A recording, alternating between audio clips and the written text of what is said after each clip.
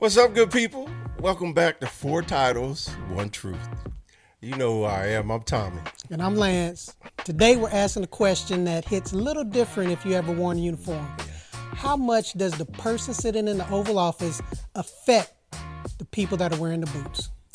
Yeah, so we're talking about real impact of the leadership at the highest level, Yep, the presidency, absolutely. and how different presidents shaped our experiences in the Army. Yep, different commanders, different worlds. All right, let's get into it. Okay, let's go. Were you aware of politics when you first joined, and did it even matter to you at that time? So, yes, I was aware. Once again, I joined at 19. So I was aware because the Gulf War had just happened. Mm-hmm. And I've always known who served in president. I know it's probably because of school. Right. I never considered whether I was a Democrat or Republican until much later on in my military career.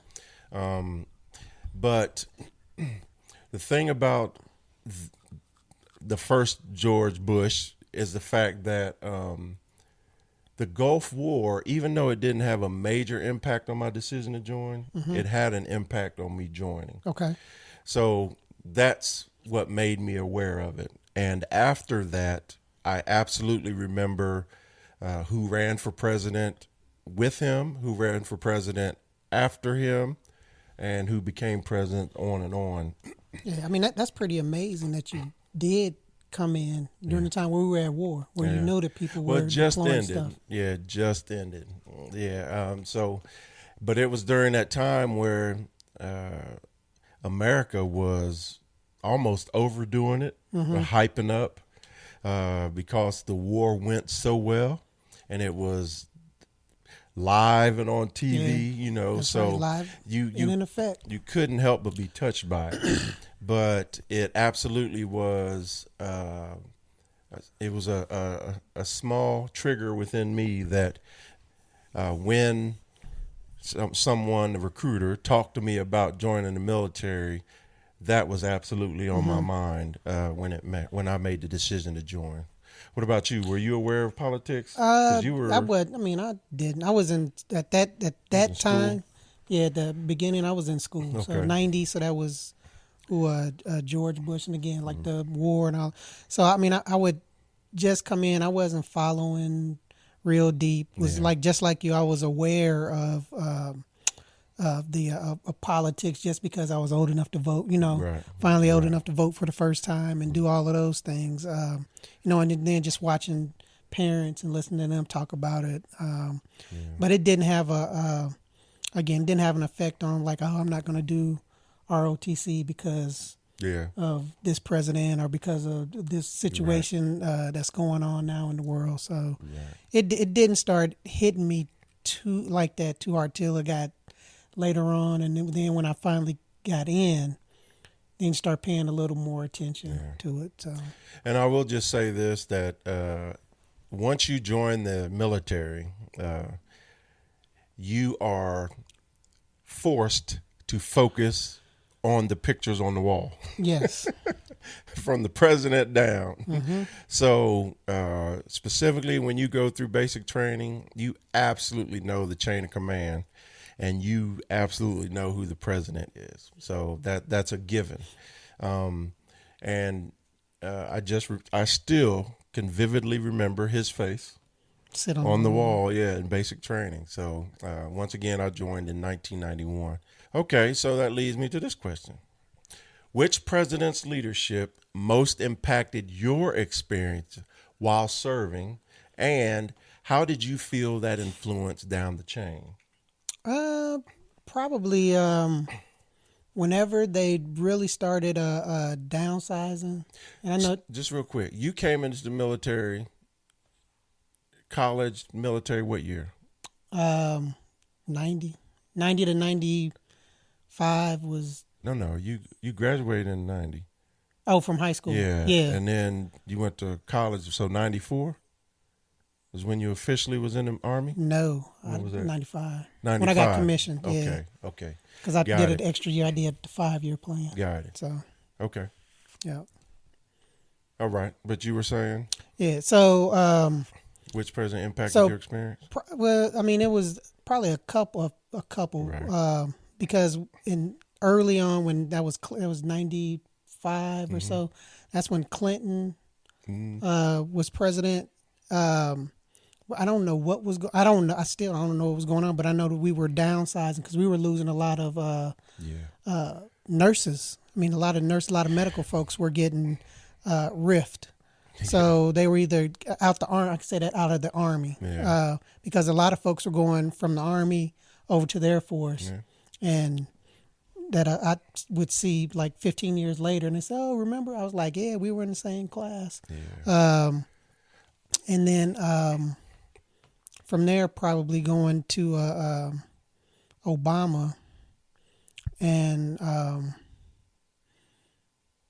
and I mean, I know that we'll probably talk about this a little bit later in this, but I mean, it was just such a different, felt like a different atmosphere, having a black president.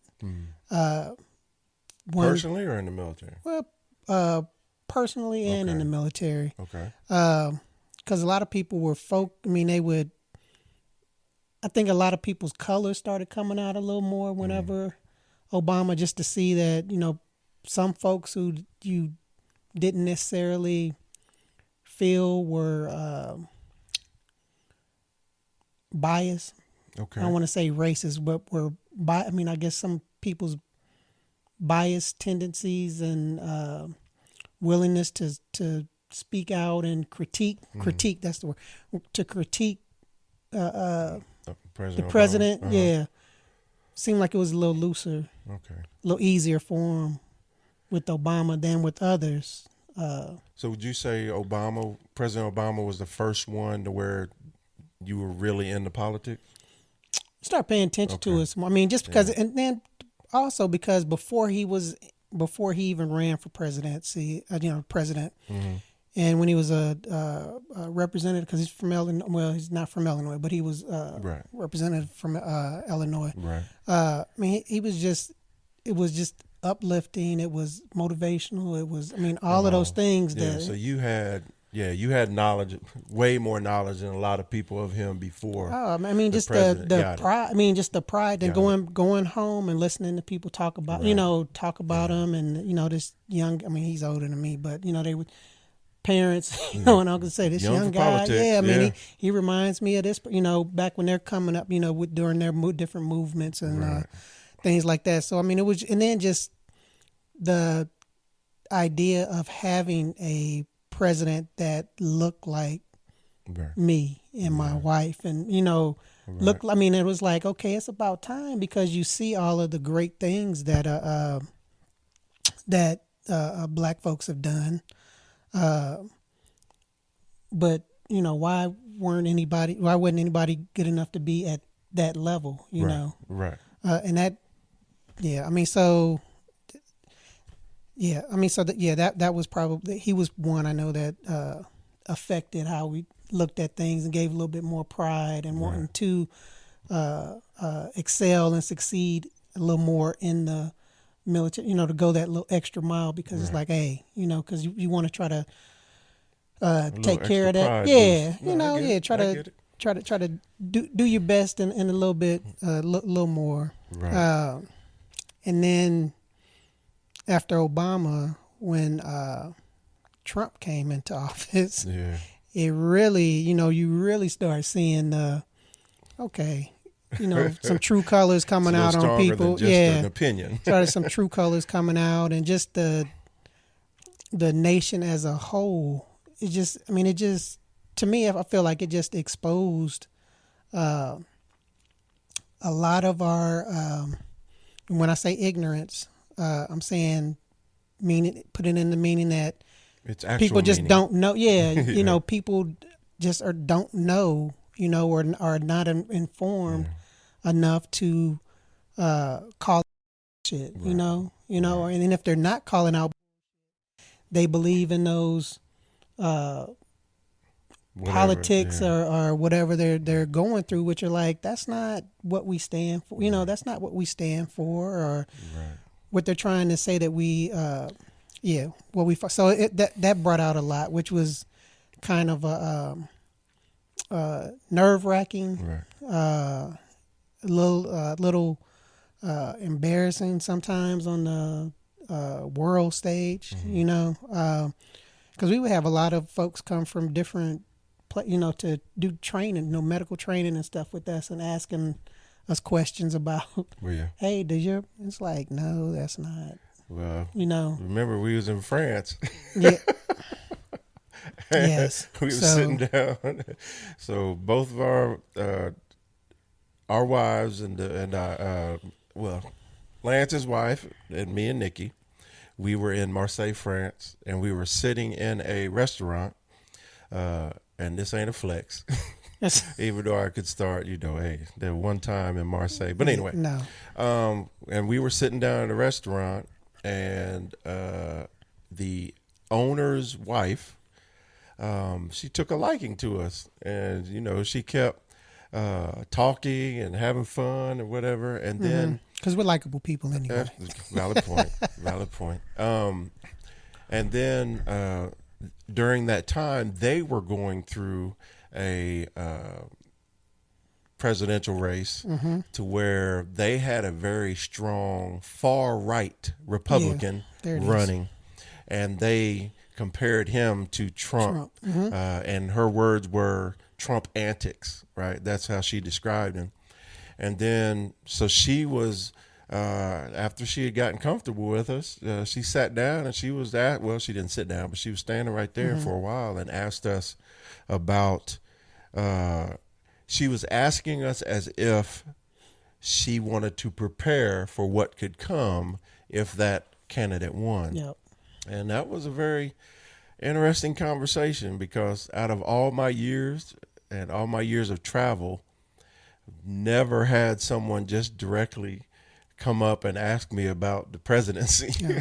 But you could answer at that time. That's why I told her, I said that they can, I'm still on active duty. Yeah. I was free. So my answer to the question is, I'll just go down the line. Go ahead. Right? So the first president, I talked about the first Bush, he impacted my experience because it was after the war. And if you don't know, the military cycle continuously happens all over again. And one of the major cycles is before a war, the military builds up. They try to get as many people as possible because, of course, you need people to fight. This is no secret. After war, guess what? They get rid of it. Yep. And the honest answer for that, or the honest reason for that, is because of money, right? During war, you have wartime money, and you're also trying to win the war. So throwing money at trying to get people in the military is needed. Yeah. And then once the war is over, then you don't have them extra funds, because now you need to start throwing money other places, and there's no war to win. So you start to cut the numbers. Or downsizing. Right. And so when I first came in, that's when they started really enforcing the weight standards. And we lost a lot of very qualified people because of weight standards. And I'm not trying to say that being in the military, you have to meet the standards and all that stuff. What I am saying is, once you change policies and then initiate them immediately, no matter what that policy is, there's going to be people who are going to be caught on the other side of it. And during that time, it was the enforcement of the overweight program, and it also was time and grade, to where they started to pay attention of how your career was advancing. Yeah, all of the early retirements and things like that. And so and they started offering that 15-year retirement, and that impacted me, because it sort of really lets you know that it's a numbers game. If you were mature enough in the military mind to understand what was going on, then you really started to understand that the only way you can survive the military completely is by being top tier. Because top tier people all around, top tier people, you're never going to get rid of them unless, of course, they do something stupid, right? And then we go into Clinton. That was the don't ask, don't tell era, right? And I was a drill sergeant then. That's right. And remember, Clinton did 8 years. But what really affected me as a senior drill sergeant was the 21 questions for Don't Ask, Don't Tell.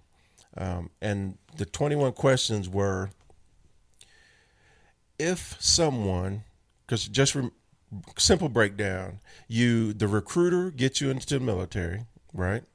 And then from you signing that paperwork, you have a ship date. Mm-hmm. And then that ship date sends you to basic training. And then in basic training, you have a couple days to get issued all your stuff. And then you go into basic trainings. Mm-hmm. It used to be 9 weeks, then it got knocked down to 8 weeks, right? Okay. With a rumor of going to 10 weeks. But whatever the weeks were, when I was a drill sergeant, you would come to I was one of the training units, Bravo Company, you know what I'm saying? Bravo Bulldogs, you know what I'm saying? But anyway, I ain't going to go off on that. But I am a drill sergeant. No, I ain't going to give the creed. But anyway, so when the soldiers come there, that first day, that's their first day in the Army, right? And during Don't Ask, Don't Tell, they were never asked if they were homosexual. Okay. And so, but since you couldn't ask, mm-hmm. they gave you 21 questions that if they answered any of those questions, yes, then they were to be separated from the military. And the reason that affected me is not because of the homosexual thing. It affected me because some trainees mm-hmm. found out about that. And then they would try to use that to get out. Yes. And that was a mess because the company commander was limited to those 21 questions. And it was. If they said it, then they were. Exactly. You know what I'm saying? Even if you never believed it. But once again, that was the process. And then you go from there. And then, of course, when the second Bush came, mm-hmm. war on terrorism. That's a long list. The way that impacted my experience is war. You know what I'm saying? But I'll give us absolutely for us. I'll just say that going to war is one thing, but I was a drill sergeant in 2005, mm-hmm. and so training soldiers who know they're going to war, that's a whole nother thing. And it's one of those things where you care about your job already, but now you have to care about your job and you have to do your best to ensure that these soldiers have a chance of survival. Trying to train them, and then I'm sure that you saw some that were like, oh my God. You're like, what in the world? Yeah, but the thing is, they're not going home. You know what I'm saying? Because if you remember, that's when they started to raise the age of who can join the military because war and you need people, right? Mm-hmm.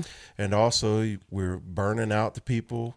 But anyway, that's how that really impacted me. And I had a very unique lens to look through being a drill sergeant.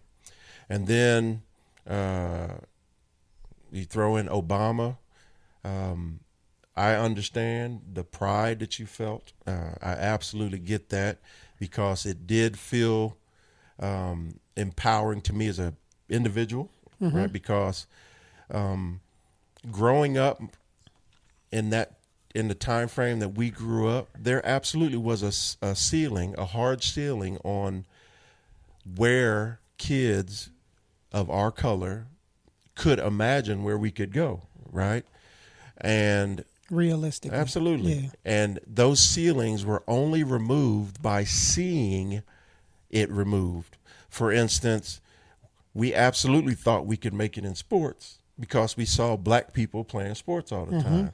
Excelling. Yeah, absolutely. Yep. We thought we could be teachers because we saw black people being teachers. We thought we could be lawyers because you could sometimes see a black lawyer.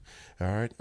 If the glove don't fit. Doctors, yeah, I mean, you must have quit. Yeah, and I hadn't seen any black doctors when I was younger, so I can't use that as a reason why I didn't want to be a doctor. Dr. Piper. Yeah, but I'm just saying that ceilings are removed when kids specifically can see that there are different routes you can Getting take. that actual hard fact that you can, that to tangible open up, right? Because touch. in my opinion, a kid's imagination should be unlimited, right? And the only way that can be guaranteed is by things seeming normal, right? Yep. And so seeing a black president was normalcy for millions of people, right? And not just black people, other races as well of born Americans, you know what I'm saying? Yep. So, but at the same time, Obama did some things that affected the military part of me when it came to downsizing, because it used to be a norm because it was taught to me by leaders that I was serving under, that while Democrats were in office, the military was no longer the focus of the government. Right. We didn't get any. Absolutely. We didn't get money. Absolutely. Yeah. And we had to lower what money we needed. So that meant cutting soldiers. That meant cutting positions. You had to tighten up the absolutely. what is it, the button, the buckle, the belt loops. Yes. And that meant losing bases as well, right?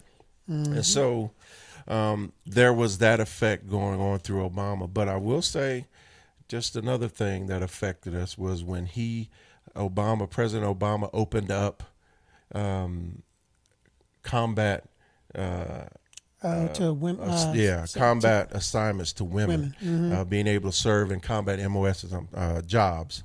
That was an amazing thing as well. It was. So bottom line is, I could go through every president that I served under, and I specifically remember how their different leadership or their different policies, we'll say that, affected my experience while I was still in the military. Yeah, so it's an honest thing where you can sit there and say that.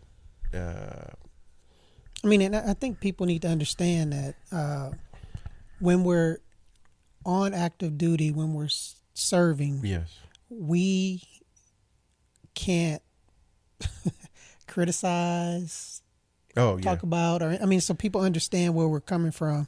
Is that, you can have an opinion, but you can have opinion to yourself right here, right. But you can't be openly talking to the press or talking to your troops or to your staff or whatever, because you're a servant. You're a servant to your leadership all the way up to the president, and you're a servant to your country. And so the standard for the military, for those serving in the military, is you represent your country, and you are supposed to positively represent the leader of the country. The whole process. Country, absolutely.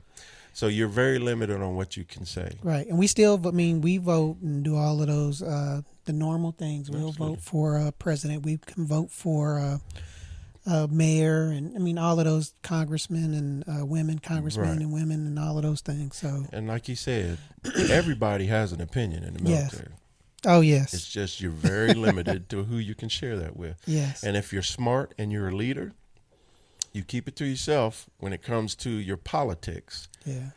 But you still have to adjust to the policies and the standards that are established. See, in working in the hospital, we have a lot. Probably where I worked, probably around a lot more civilians than you did while you were. Without a doubt. We're in. So civilians can have pledge allegiance, can raise up whoever their person is, and you have to be there and just nod your head and keep. I mean, however much you agree or disagree. Yeah. Because you're Yeah, responsible you for don't. the work atmosphere. You know Yes, what I'm saying? You're the responsible morale, for the absolutely yeah, the and environment. being that image of a soldier. Yes. And that So that's hard hitting. yeah, That's hard hitting. but when you retire, you can talk about it. Let it go. Yep.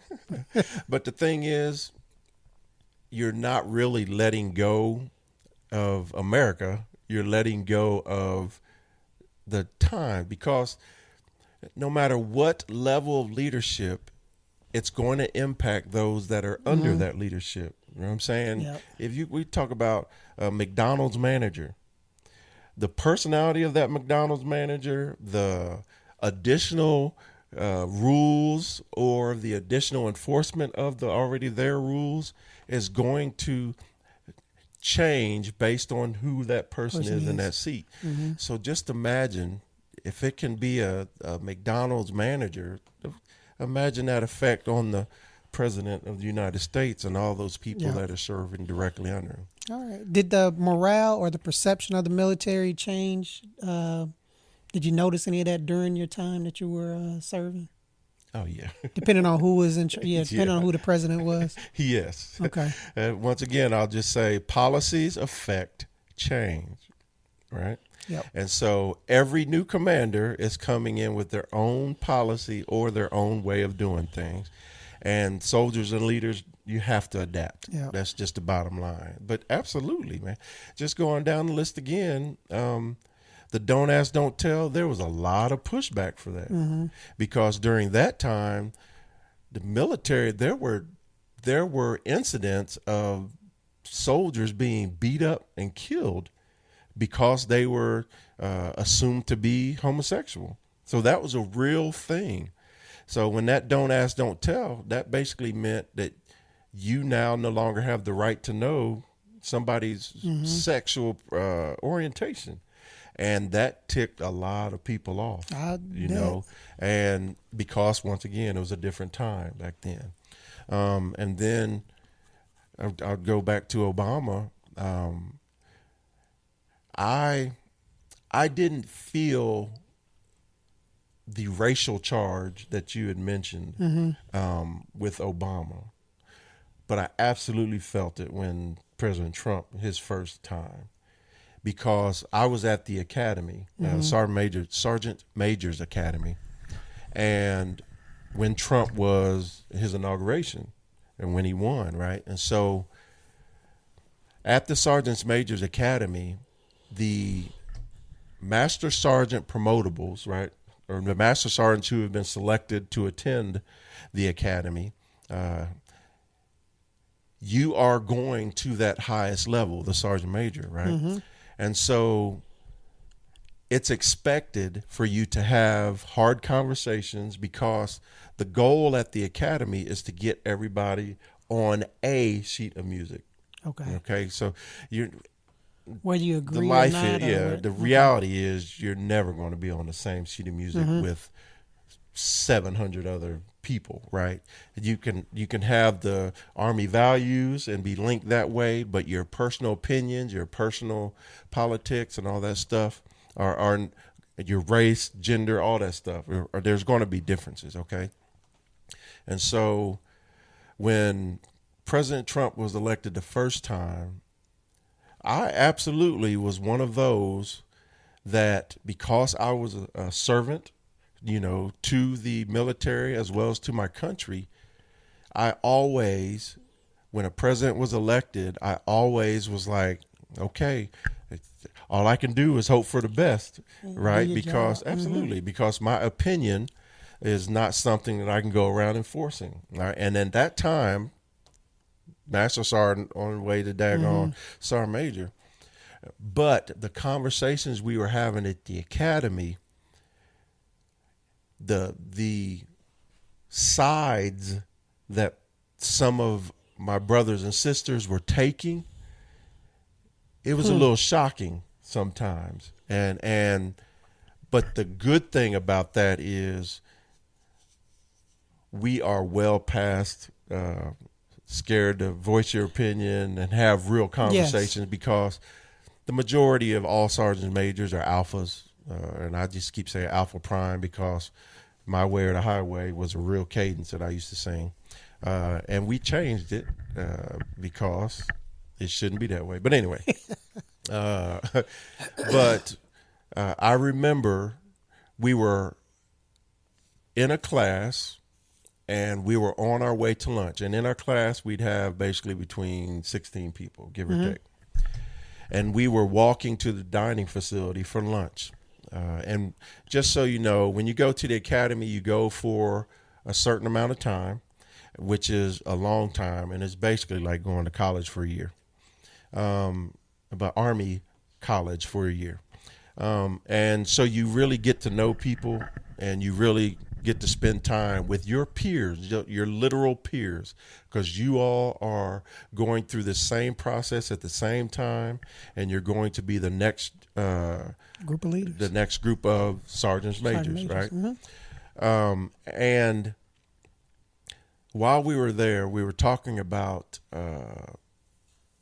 there was Floyd. Oh. And I think that was the one. But anyway, I can't remember specifically, and I don't want to get this wrong. I don't want a comment to be that I'm wrong about that. Was that. It was 16.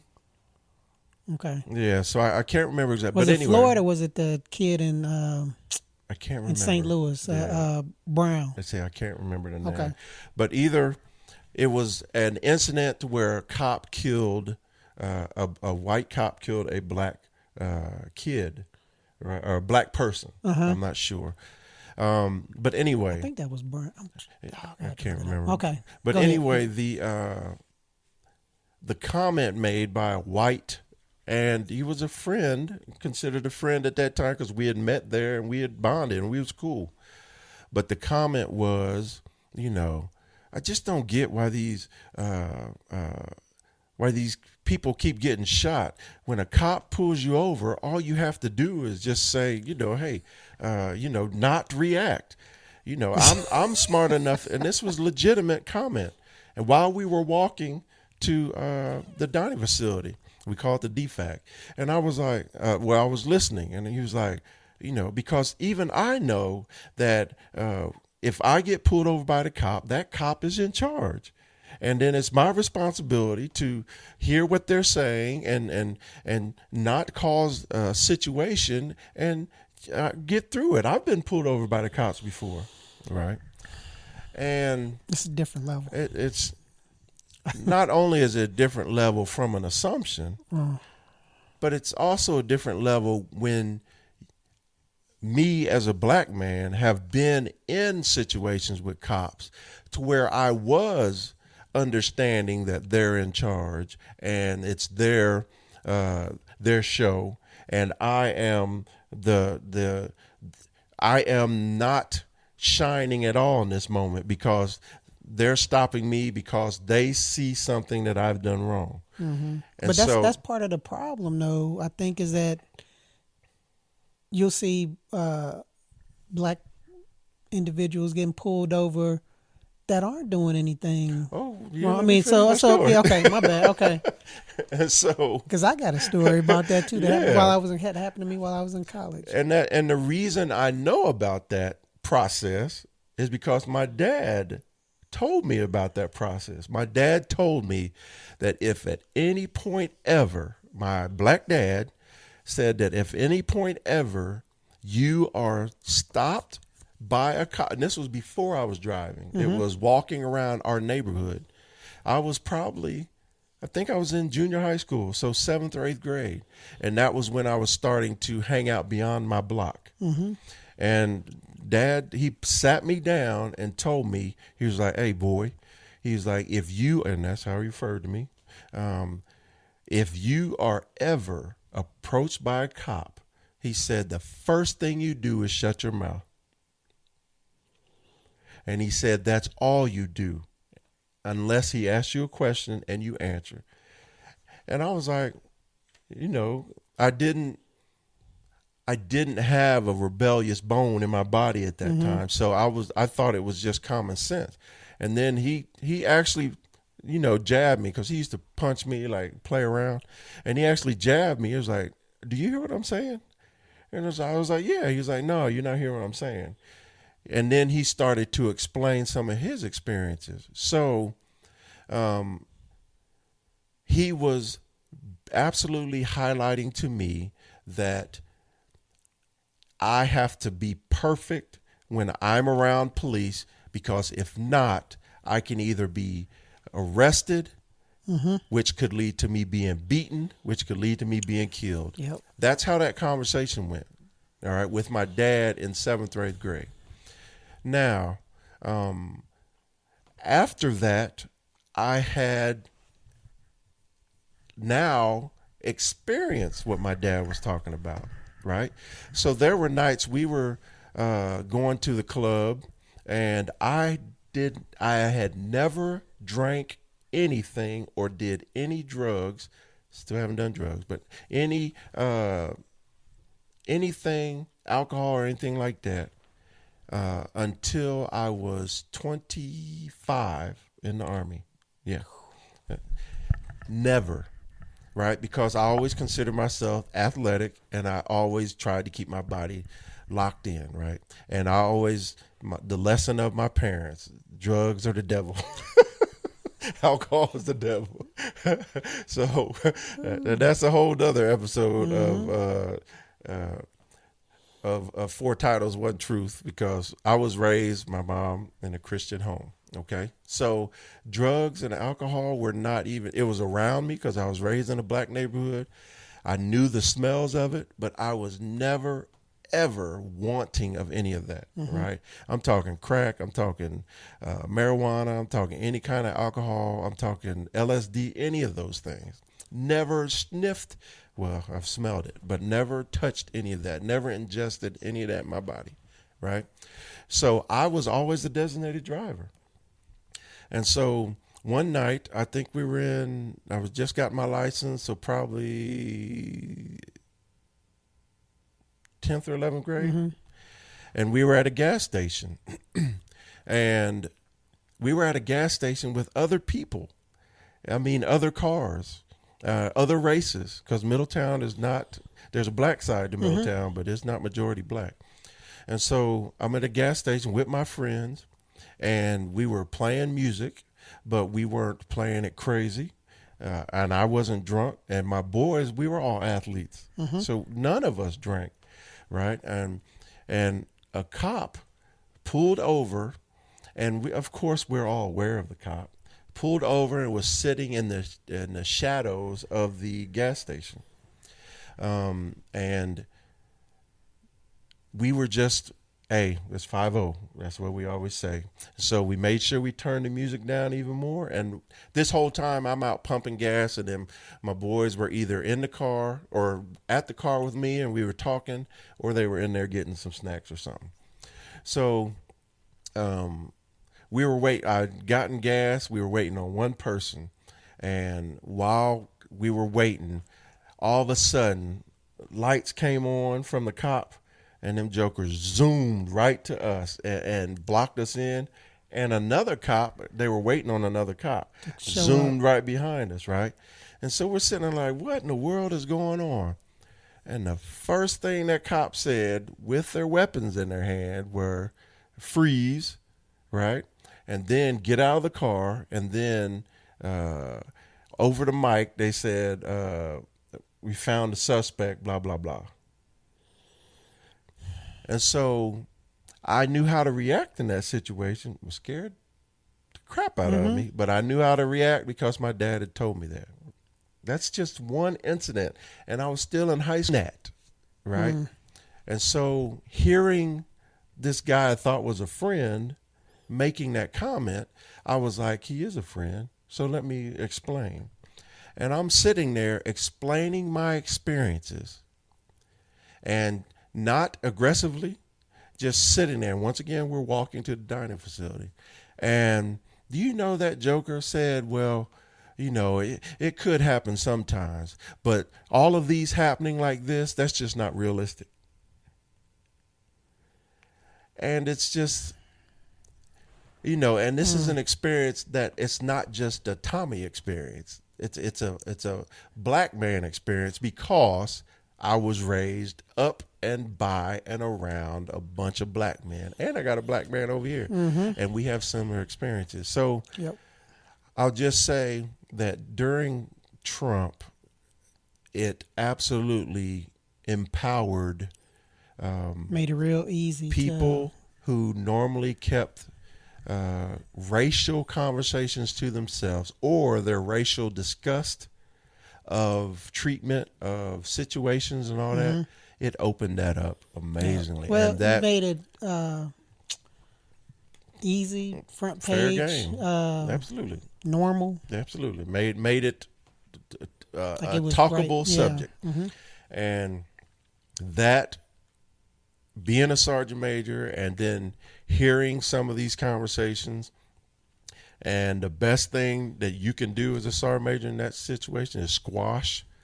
When you're in charge of an element, right, is squash those conversations and try to keep everybody focused on the mission. the 7 Army values and the mission. That's the way you get through it. So yes, there were absolutely policies that affected the change, and there was also the a nasty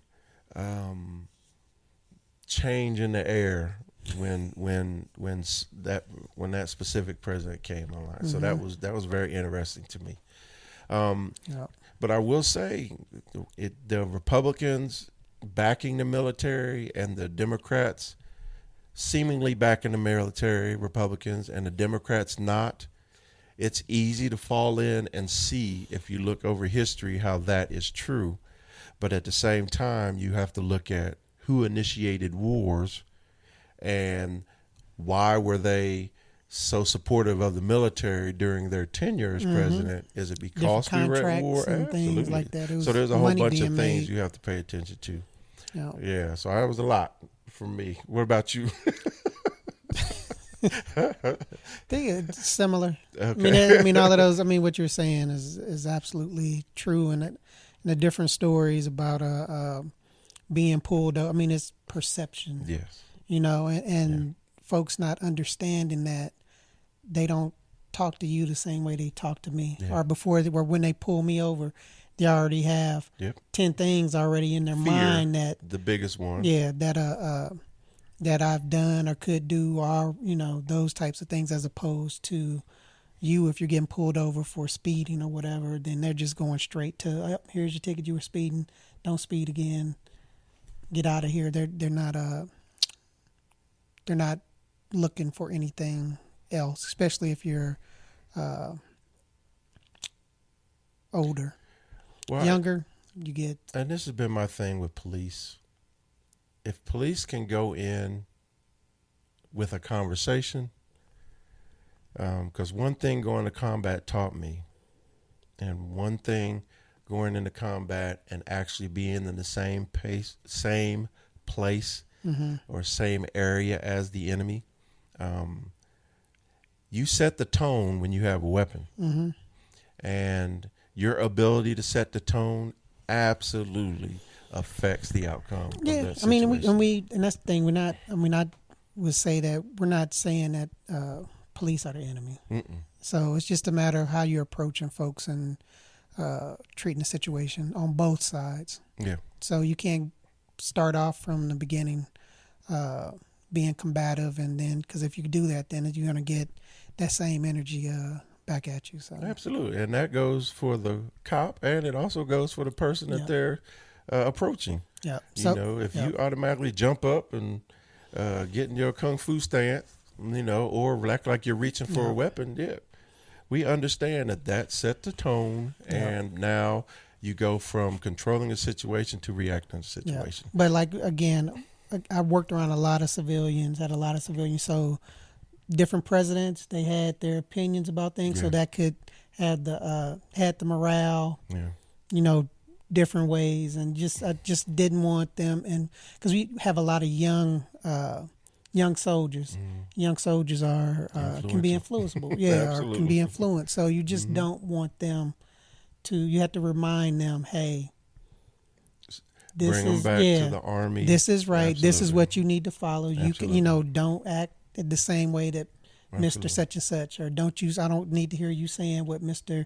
or Mrs. Such and Such was spewing out. That's not you here in this environment right here. So, and that's where the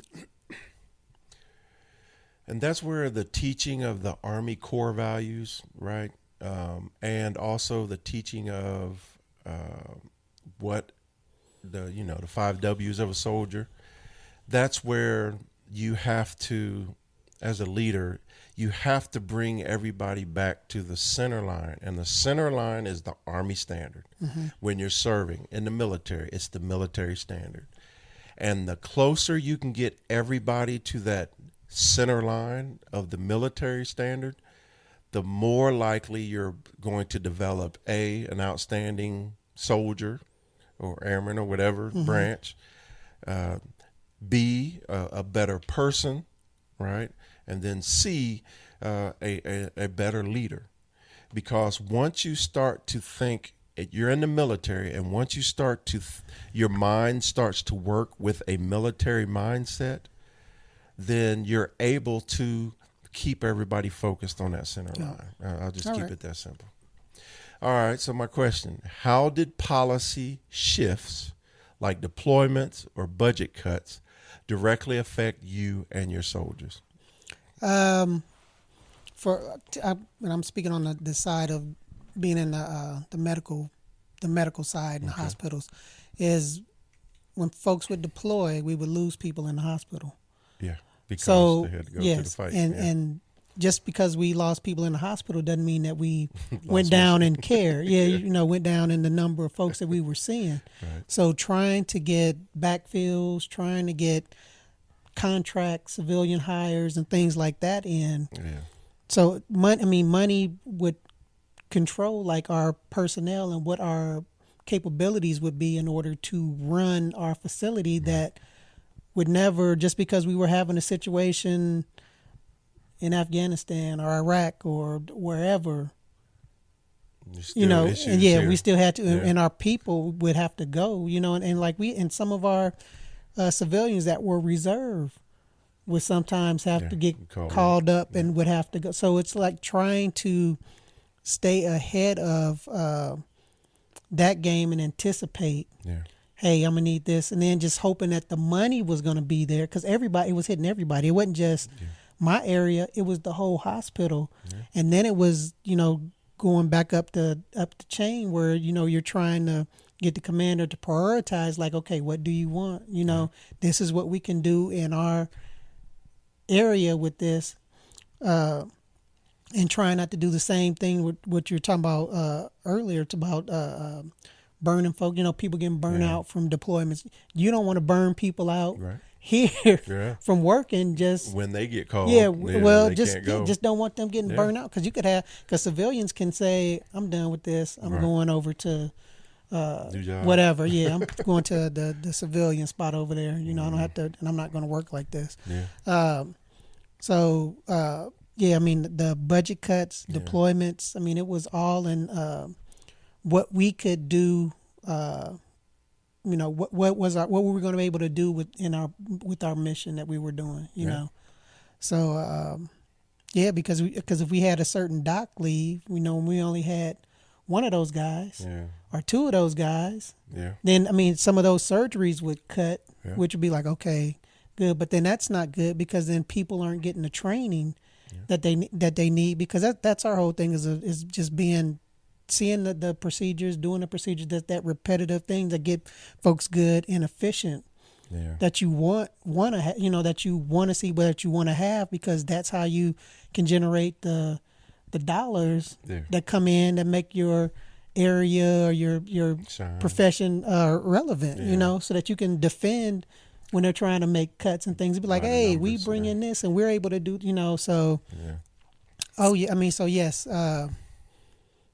But policy shifts and budget cuts and all of those things, they directly absolutely affect us, because we're not only taking care of the soldiers, we're taking care of veterans. We're taking care of family members. We're taking care of everybody. And then at certain hospitals, we also take care of civilians, Yeah.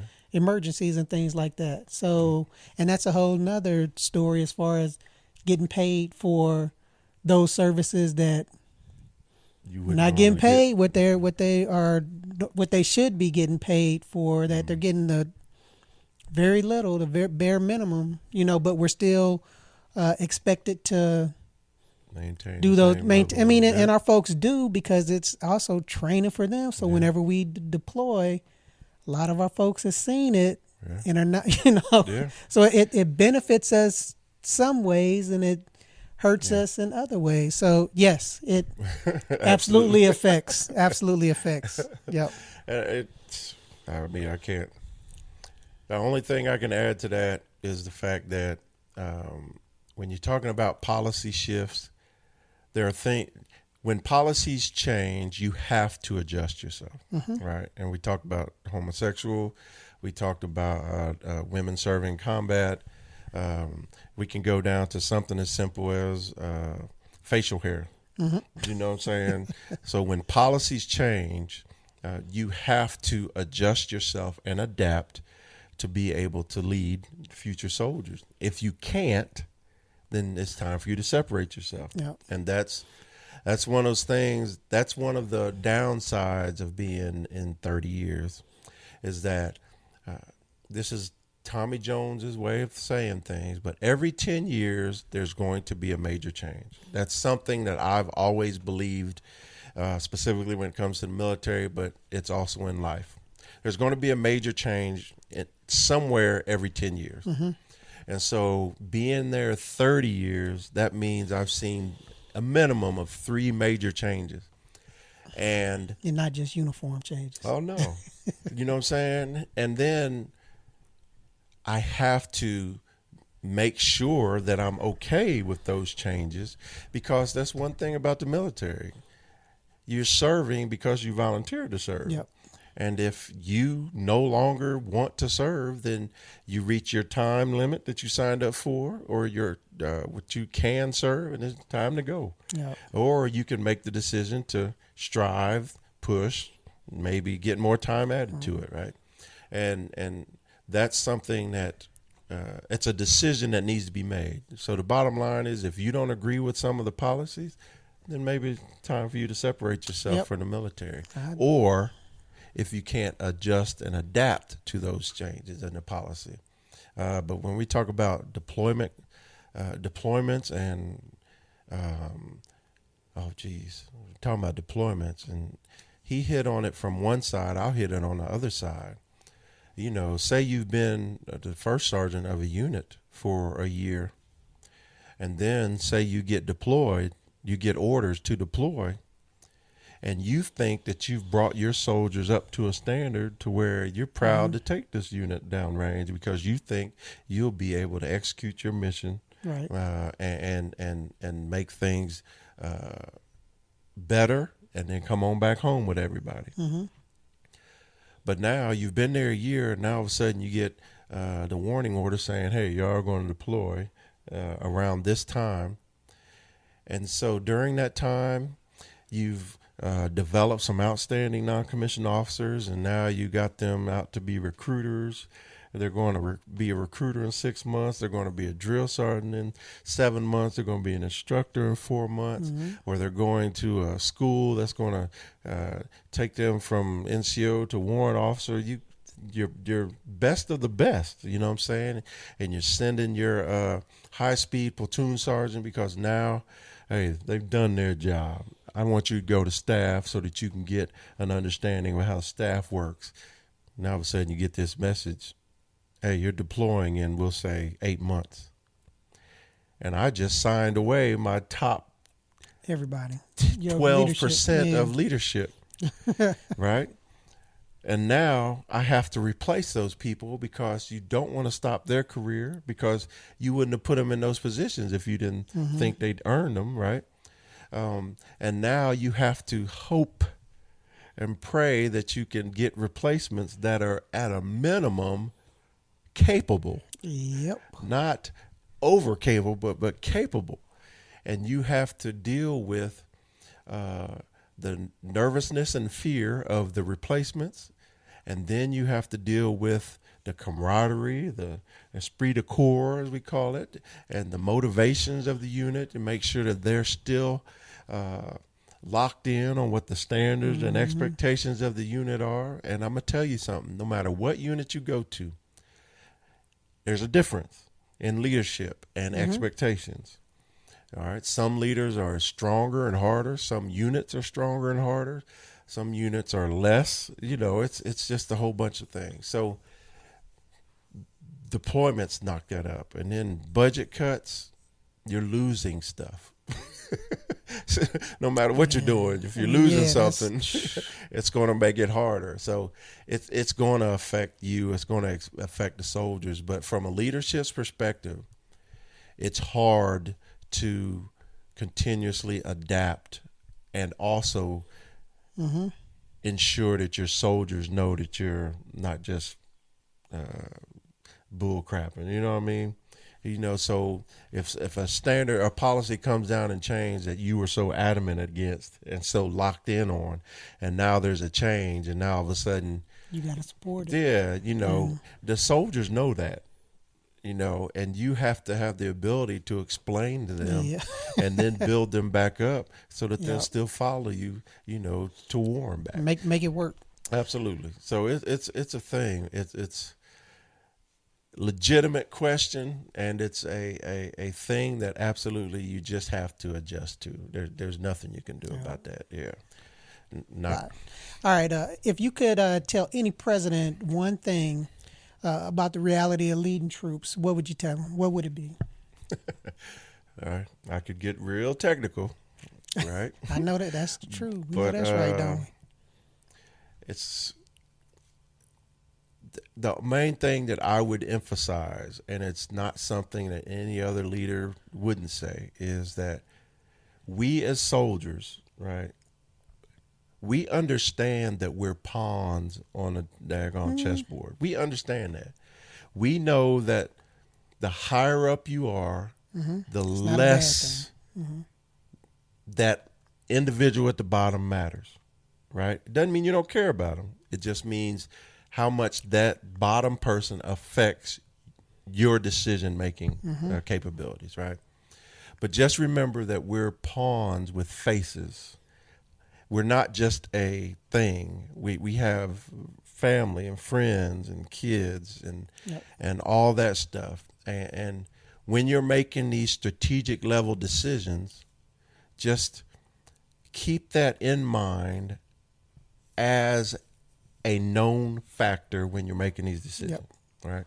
I hear you. And so me in a perfect world, if I had Tommie Jones's perfect world, I would say that before you can serve in Congress, before you can serve as the president, I believe that you should have some time in the military.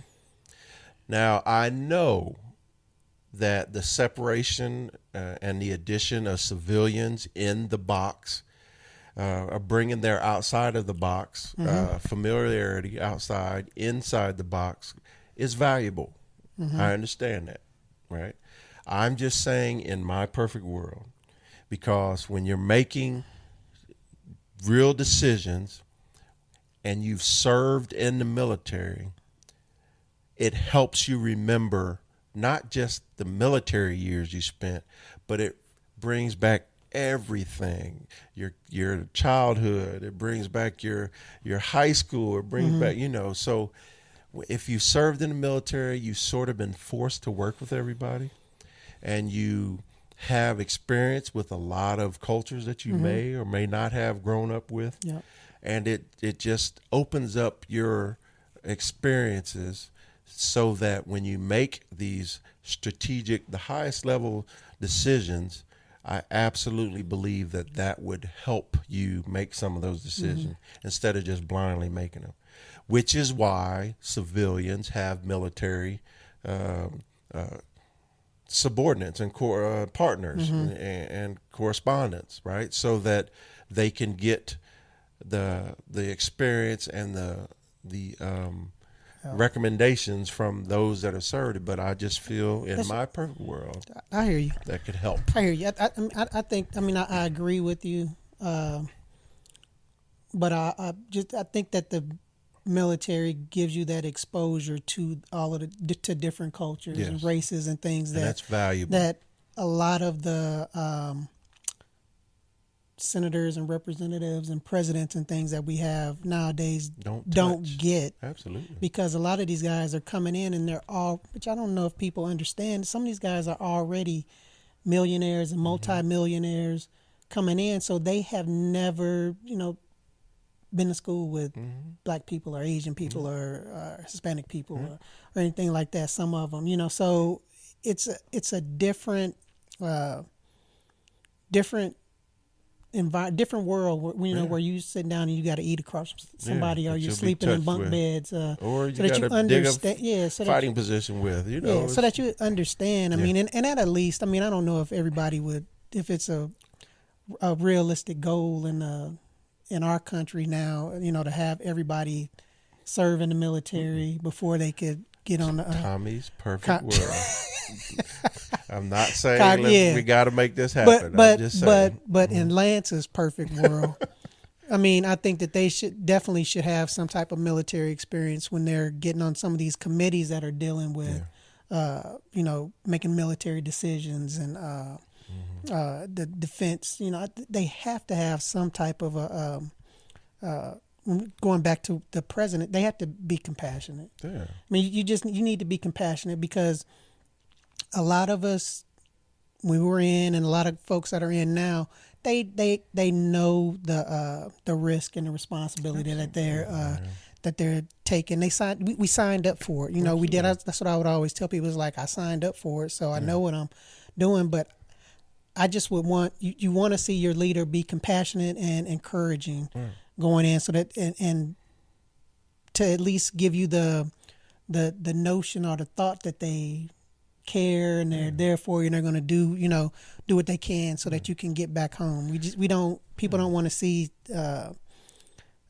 and somebody that's beating their chest, arrogance, beating their chest, and what you're doing is like, you're not doing it. We're our guy, we're the ones on the ground carrying out all of this stuff. So, and let me be perfectly clear.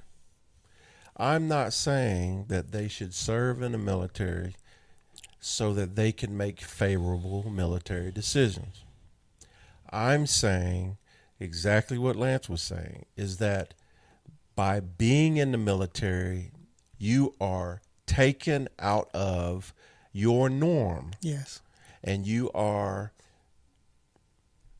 basically forced to initiate relationships with people who don't normally fit in your day-to-day. It's what you said. It opens up your thought process to another room, another realm of being able to go, okay. So I don't want no pushback. We're talking about they want a military leader because it not has at all. Nothing to do with the actual branch of service. It has to do specifically with, in the military, you are taken out of your slice and put in another slice. So now, here's a perfect example. I was born and raised in a black neighborhood. I'm talking blocks around me were all black people. A white person maybe was in the neighborhood every block or so, right? But the neighborhood was black, right? If I hadn't had the opportunity that my parents gave me to go to a Christian school, which was an all-white school, or I didn't have the opportunity, which the city gave me, of going to a public school that was majority white. If I would have just stayed in my neighborhood and there was a black elementary, black junior, and black high school, the only thing I know about white people is what I've seen on TV or what I've ran into when I left that environment. Mm-hmm. And there are black people like that in this world, and white people in every race like that, who are developed by the environment they were raised in. And that completely closes off your ability to bond and grow with other people. Yeah. And the military forces you to do that. That doesn't mean that you're going to leave kumbaya with everybody. It helps you to see people for who they are than what their than color what of skin. You think. Yeah. Absolutely. It helps you develop true experiences with these people of different races, cultures, and what have you, and allows you to develop a more informed opinion, self-opinion of that whole, what do you call it, collage of people. That's all. That's what I'm talking about, okay? And I do think I benefited from it because when I see a white person, I'm not uncomfortable. When I see an Asian, when I see any of the races, I'm not uncomfortable because I've been around and been in those circles and I've been to the countries, of where these people originated. I've been to Africa where black people originated. I've been to South Korea where South Koreans originated. So I at least can have a sympathy and empathy for these different cultures, and that opens me up to being more understanding or engaging or what have you. Yeah. All right. Just bottom line is this. At the end of the day, no matter who's in office, soldiers still have to show up.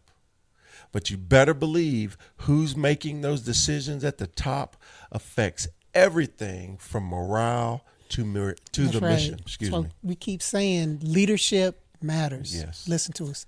Leadership matters at every level. Amen. Hey, thank you for joining us. Follow us on Instagram, join us on YouTube, and tell your friends about this podcast. And we will promise to keep the conversation going. Yep. Thank y'all. All right. Holla.